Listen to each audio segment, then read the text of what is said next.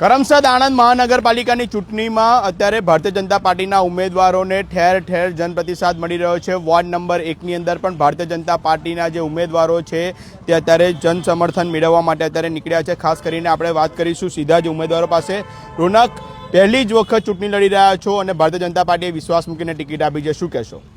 ભારતીય જનતા પાર્ટીએ મને ટિકિટ આપી છે વિશ્વાસ રાખીને, તો પછી હું મારી રીતે બહુ સારી રીતે પ્રચાર કરીશ અને બધાને કોઈ પણ કામમાં કોઈ પણ મુશ્કેલી હશે તો હું એમના દરવાજા, મારા ઘરના દરવાજા કોઈ પણ ટાઈમે ખુલ્લા છે અને એમને કોઈ પણ ટાઈમે કોઈ પણ હેલ્પ જોઈએ તો હું રેડી છું।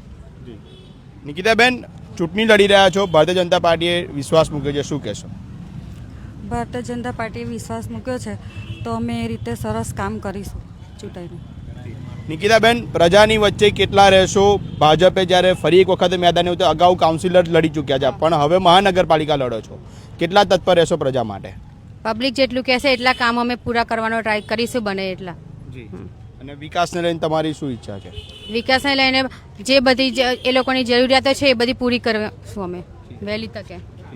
જયંતિભાઈ, શું કહેશો? ભારતીય જનતા પાર્ટીએ વિશ્વાસ મૂકીને વોર્ડ નંબર 1માંથી મેદાને ઉતાર્યા છે। ભારતીય જનતા પાર્ટીએ જે મારા પર વિશ્વાસ મૂકીને જે અમારી ટિકિટ મળી છે એના અનુસંધાનમાં જે જનતાને હું રૂબરૂ મળું છું તો મને સત્તાનો કોઈ મોહ નથી, પણ હું જનતાના સામાન્ય બધા પ્રશ્નોનો ઉકેલ લાવીશ એ મને વિશ્વાસ છે ને। અને ખાસ કરીને વોર્ડ નંબર 1ના વિકાસ માટે તમે કેટલા તત્પર રહેશો? અમે પૂરેપૂરા તત્પર રહીશું, મન તન અને ધનથી કામ કરીશું। કયા પ્રકારનો જનપ્રતિસાદ અત્યારે 2 દિવસના પ્રચારમાં તમને મળી રહ્યો છે? લોકો તમને શું કહી રહ્યા છે? લોકોને બહુ સારો પ્રતિસાદ મળી રહ્યો છે અને બહુ સારી રીતે અમે બધાનો વાતો સાંભળીએ છીએ। એ લોકોના જે પ્રોબ્લેમ છે એ અમે ડાયરીમાં નોંધ કરીને લખીએ છીએ બધું।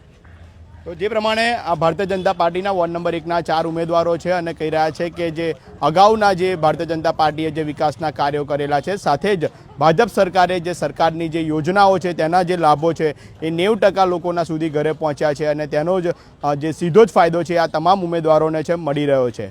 સતત અપડેટ માટે અર્બન ગુજરાત સાથે જોડાયેલા છો। કેમેરામેન અક્ષિત પટેલ સાથે હું છું આપનો મિત્ર મનન ઇંગુ, અર્બન ગુજરાત।